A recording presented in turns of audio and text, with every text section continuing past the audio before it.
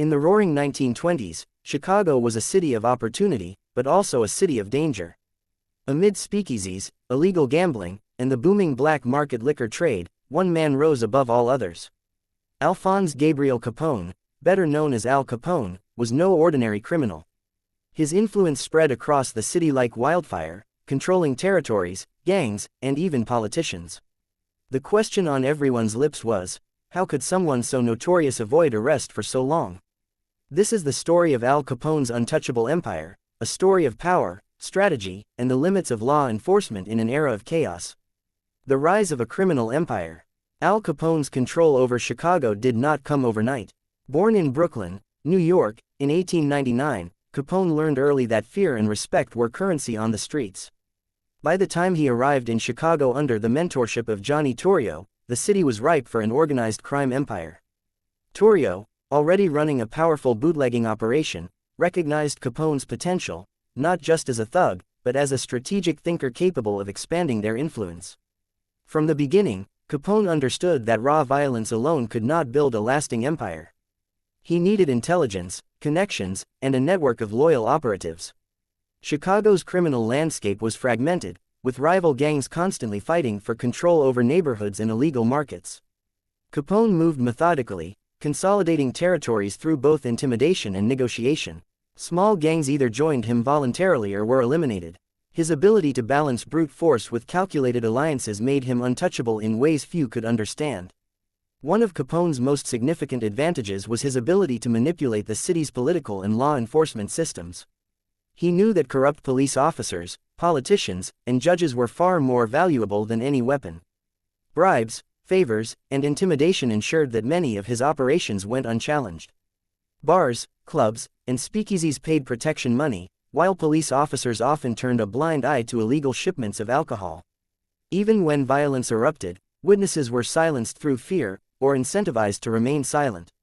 Capone's network extended into every aspect of the city. His men, often armed and highly organized, enforced his rules and kept rivals in check. He installed trusted lieutenants in key neighborhoods, creating a hierarchy that allowed him to operate efficiently without being directly implicated in day-to-day crimes. While the public saw flashy violence like the infamous Street Valentine's Day Massacre, the real genius lay in the control behind the scenes. Capone understood the importance of maintaining a clean public image while his empire quietly grew. The media, too, played a role. Capone was a master of publicity. He cultivated an image of generosity, attending charity events and helping the poor in South Chicago. This duality, a ruthless crime boss with a public face of philanthropy, confused authorities and earned him support among some segments of the population. Many citizens were reluctant to cooperate with law enforcement against a man who, despite his criminal activities, seemed to care for his neighborhood. Perhaps most importantly, Capone understood timing.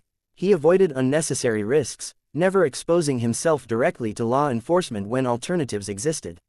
He used intermediaries to carry out operations, signed no documents, and rarely appeared where he could be incriminated. His communication networks were encrypted with secrecy, coded messages, trusted couriers, and discreet meetings allowed him to manage a sprawling empire without leaving a traceable paper trail.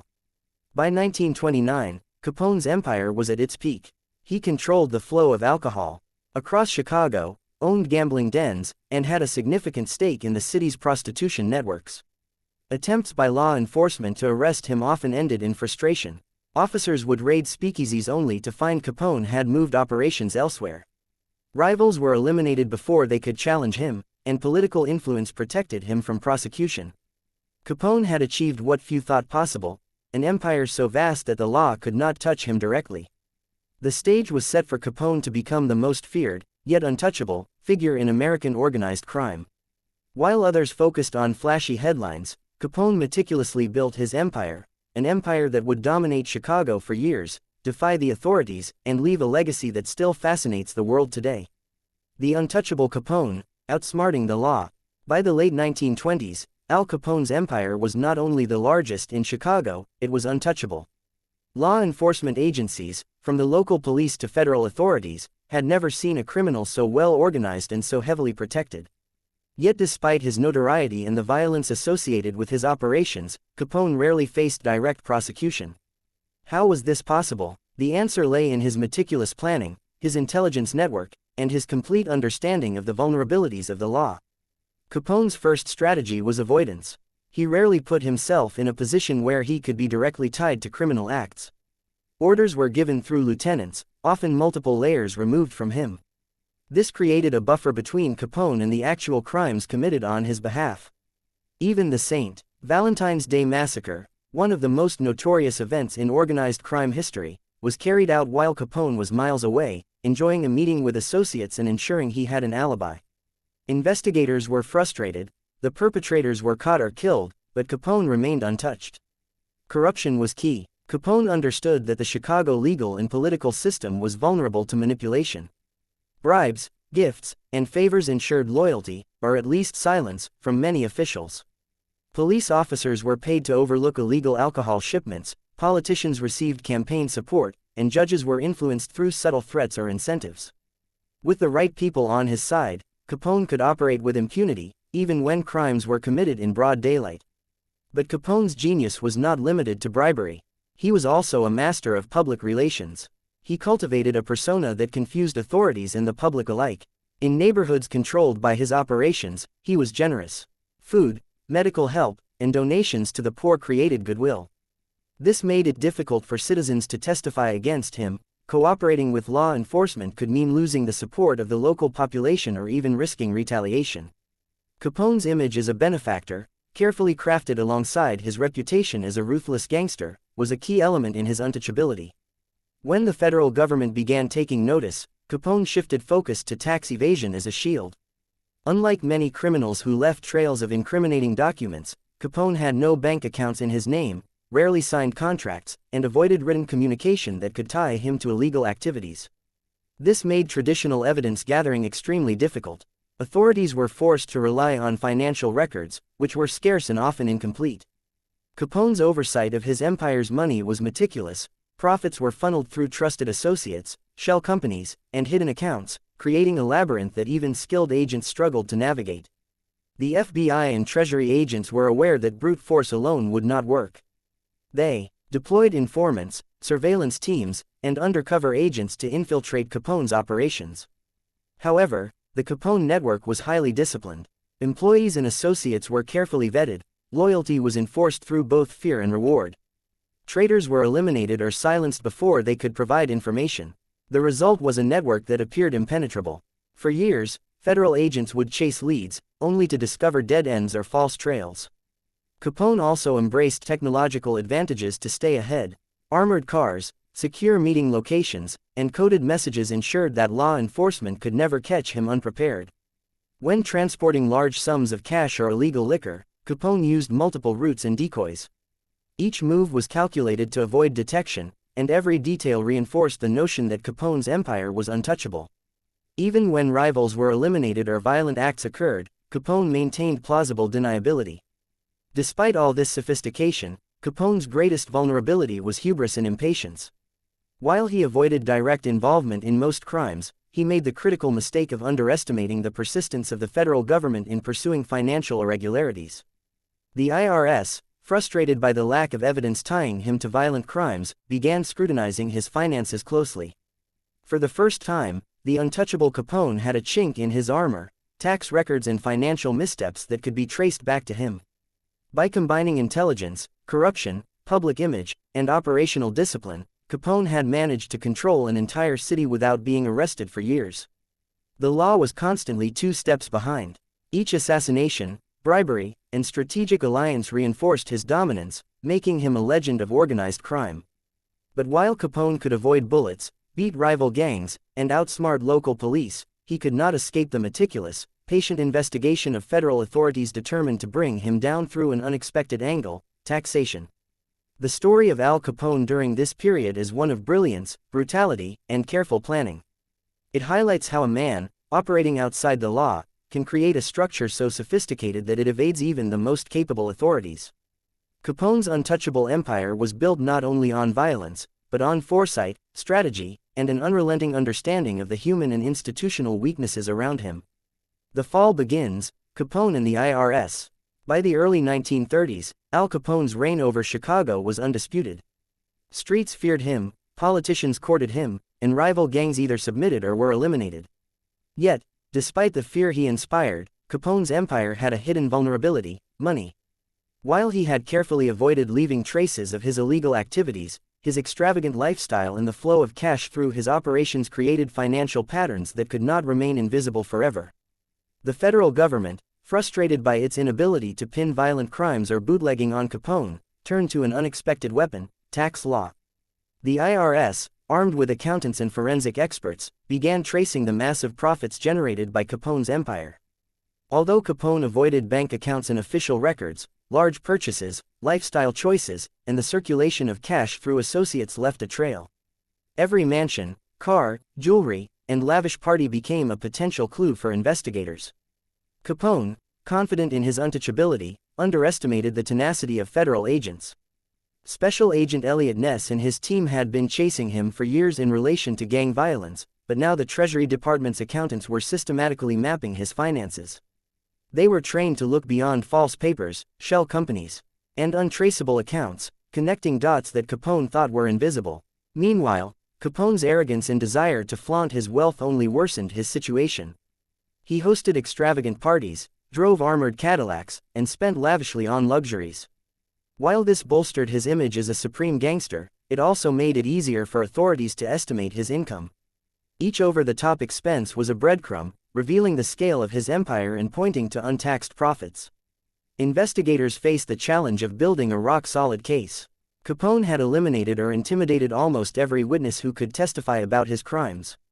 There were few records directly linking him to illegal operations, and most employees were fiercely loyal.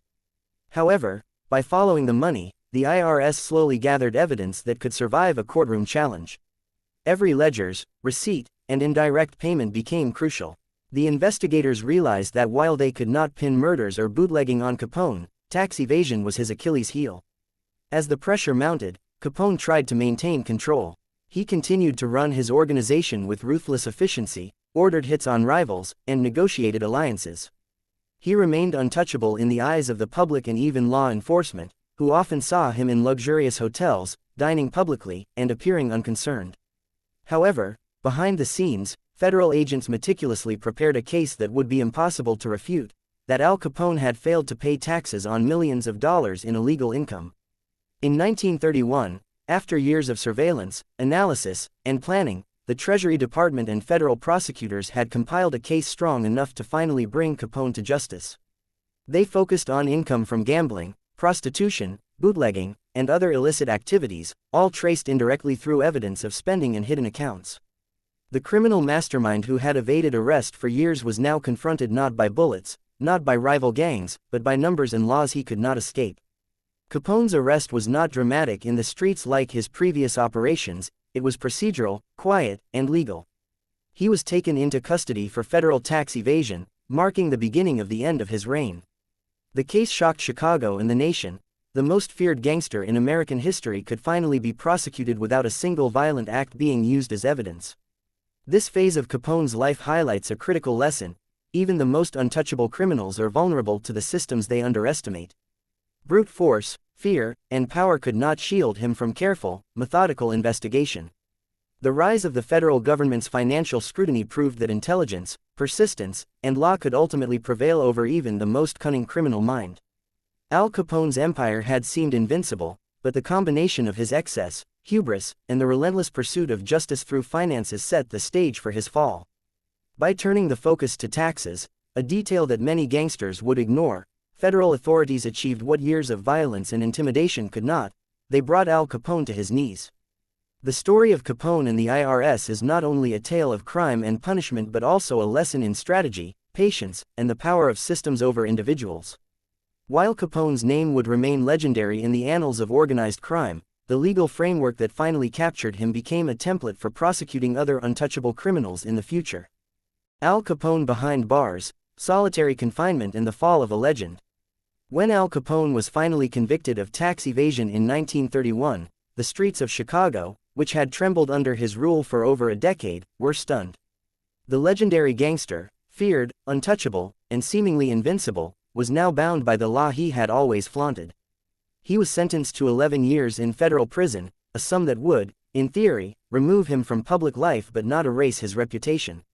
However, the reality of prison life would prove far harsher than any rival or gunfight he had faced on the streets. Capone was first sent to the United States Penitentiary at Atlanta, a facility that housed many of the country's most notorious criminals. Even here, he could not rely on his usual tactics of intimidation and influence. The prison system operated under rules and procedures he could neither bend nor break. Within days, the reality of confinement began to erode the aura of invincibility he had maintained for years. Guards, officials, and fellow inmates were immune to his charm, bribes, or threats, a reality that Capone had never truly faced outside the law. The transition from the chaos of Chicago streets to the rigid, monotonous life of prison was profound. Capone, who had been accustomed to luxury, power, and near absolute control, now faced a world of rules, schedules, and observation. The isolation, the strict hierarchy, and the loss of freedom were psychologically punishing. This environment, which punished deviation and disobedience, was the antithesis of the criminal empire he had built. Capone's notoriety, however, ensured that he was not just another inmate. The government, wary of his influence and potential for continued criminal activity from within, decided to place him in solitary confinement at Eastern State Penitentiary in Philadelphia. Here, the effects of isolation were immediate and profound. For 9 long months, Capone was confined to a cell designed to strip him of human interaction, sensory stimulation, and control. Meals were delivered without conversation, and all contact with the outside world was heavily monitored. The solitude, compounded by the sterility and silence of his environment, tested the mind of a man who had thrived on control, fear, and social dominance. Solitary confinement was a world Capone could not intimidate. Unlike in Chicago, where fear of reprisal ensured obedience, here, he was vulnerable. There were no gangsters to obey his orders, no allies to shield him, and no system to exploit. Each day in the cell was a mental battle, punctuated only by the routines of prison life. Reports from prison staff indicate that Capone struggled with insomnia, agitation, and anxiety, a stark contrast to the confident, commanding presence he exuded in public. During this period, Capone's health began to deteriorate. Years of indulgence, alcoholism, and stress had taken their toll. The controlled environment of the penitentiary, which prevented his access to alcohol and luxurious comforts, forced him to confront the physical and psychological consequences of his lifestyle. The combination of isolation and illness magnified his vulnerabilities. Despite the harshness of solitary confinement, Capone demonstrated adaptability and resilience. He found ways to occupy his mind, including reading newspapers, studying legal texts, and maintaining routines within the confines of his cell. These small acts of control provided him a semblance of agency, though they could never replace the freedom and power he had wielded outside. The psychological impact of confinement cannot be overstated. For someone like Capone, whose life was defined by influence, charisma, and intimidation, the sudden inability to command respect or enforce fear was profound. Historians note that this period shaped the final chapters of his life, illustrating how even the most formidable figures are vulnerable to systems designed to constrain human behavior. By the time Capone left solitary confinement and eventually moved to Alcatraz in 1934, he was a changed man. While his reputation as a gangster remained intact in the public imagination, the personal consequences of prison life had eroded his health, authority, and psychological fortitude. The fall of Al Capone was not merely a legal victory, it was a demonstration that even the most feared criminals are not invincible. Legal frameworks, persistence, and systemic pressure could bring down a man who had once ruled Chicago with impunity. Capone's experience in prison serves as a cautionary tale. The very traits that made him powerful, arrogance, indulgence, and overconfidence, were also factors that led to his downfall. In the sterile, controlled world of solitary confinement, all of his external advantages vanished. The streets of Chicago no longer mattered, the empire he had built could not protect him from the consequences of his actions. As Capone's story illustrates, true power is not only measured by dominance over others but also by resilience to constraints. The combination of the IRS, federal law enforcement, and a system of incarceration revealed a methodical path to justice, demonstrating that even the most untouchable figures have vulnerabilities. Solitary confinement and the rigorous prison environment broke not just Capone's freedom but also tested the limits of his mind, leaving a permanent mark on a man whose name would become synonymous with crime, fear, and the darker chapters of American history. Al Capone in Alcatraz, the final fall of a legend. After spending 9 grueling months in solitary confinement at Eastern State Penitentiary, Al Capone was transferred to the notorious Alcatraz Federal Penitentiary in 1934. Alcatraz, situated on a rocky island in the San Francisco Bay, was designed to hold the country's most dangerous and high-profile criminals. Its isolation, strict rules, and formidable guards made it the perfect place to contain a man like Capone, someone whose influence and intimidation had once ruled Chicago. From the moment he arrived, Capone's life at Alcatraz was a harsh lesson in discipline, limitation, and vulnerability. Unlike his days in Chicago, where loyalty and fear kept people in line, here Capone had no leverage. Guards enforced rules strictly, fellow inmates had no reason to fear him, and the environment was completely controlled. The prison was designed to strip away any sense of personal power, and for a man accustomed to commanding respect and enforcing his will, this was psychologically devastating. The daily routine at Alcatraz was monotonous and rigid. Inmates were woken at precisely 6:30 a.m., lined up for count, and subjected to strict schedules that dictated meals, work, and recreation. Capone, who had once traveled in armored cars, dined in austere mess halls.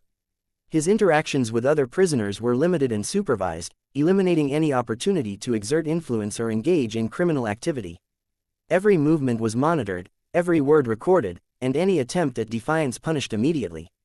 One of the most significant challenges for Capone was his declining health. Years of indulgence, alcohol abuse, and the stresses of running a criminal empire had already weakened him, and the strict prison environment only exacerbated these issues. He developed syphilis-related complications, which, untreated for years, began to affect his nervous system. Symptoms like memory loss, mood swings, and difficulty concentrating became more pronounced over time. Even the once invincible Gangster could not escape the consequences of his lifestyle. Isolation and illness combined to create a psychological struggle unlike any Capone had faced. The man who had once controlled a city with a mixture of fear, charm, and intimidation now faced the stark reality of his vulnerability. Guards reported that Capone experienced bouts of depression, frustration, and anxiety. His legendary temper sometimes flared, but he could do little to assert his will. The physical barriers of Alcatraz, combined with its regimented structure, were designed to break even the strongest personalities, and for Capone, it worked. Despite the harsh conditions, Capone showed resilience and adaptability. He developed routines within his cell, read books, and followed news from the outside world. Small victories, like maintaining a clean cell or completing assigned work, became sources of personal control. Even as his mind and body deteriorated, he sought ways to occupy himself, proving that a man of his cunning and intelligence could still find agency in the most restrictive environment. Capone's interactions with other inmates were minimal but telling. While he had once been surrounded by loyal gangsters, in Alcatraz he had no allies. He had to navigate the complex social hierarchy of the prison carefully, avoiding conflicts while asserting just enough presence to survive. For someone who had relied on fear as a primary tool, this shift was profound. He had to learn patience, humility, and strategy in an environment where threats were everywhere and support was nowhere. The years in Alcatraz took a permanent toll on Capone's health and psyche. By the time he was released in 1939, after serving nearly 7.5 years of his 11-year sentence, he was a shadow of the man who had once terrorized Chicago. He weighed significantly less, his posture and strength diminished, and his mental acuity had begun to decline. The criminal empire he had built outside the prison walls had collapsed, overtaken by rivals and law enforcement, leaving him with only memories of power and fear. Upon release, Capone returned to Miami, but he was a changed man. The disease that had been silently progressing during his incarceration, syphilis, now caused severe neurological complications, including memory loss, confusion, and tremors. He could no longer manage business affairs, make strategic decisions, or maintain the presence that had once commanded the loyalty of an entire criminal network.